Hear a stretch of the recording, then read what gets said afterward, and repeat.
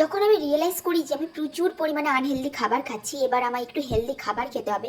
আর ওই হেলদি খাবারের চক্করে আমি যে তখন কী টাইপসের খাবার খেয়ে ফেলি তার কোনো ইয়াত্তাই থাকে না।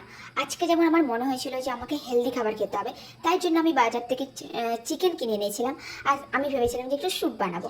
আর আমি একটা ভিডিওতে দেখেছিলাম যে কুমড়ো চিকেনের শাক দিয়ে একটা স্যুপ বানাচ্ছে, আর যে স্যুপটা দেখতে আমার ভীষণই টেম্পটিং লেগেছিলো।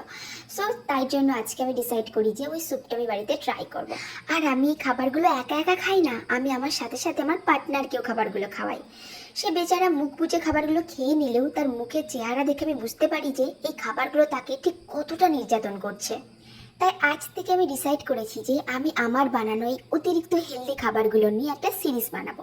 আর সেই সিরিজটার নাম দেব ডায়েটের নামে অত্যাচার।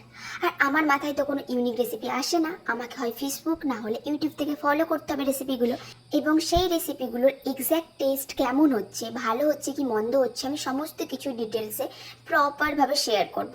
ওকে, থ্যাংক ইউ, টাটা।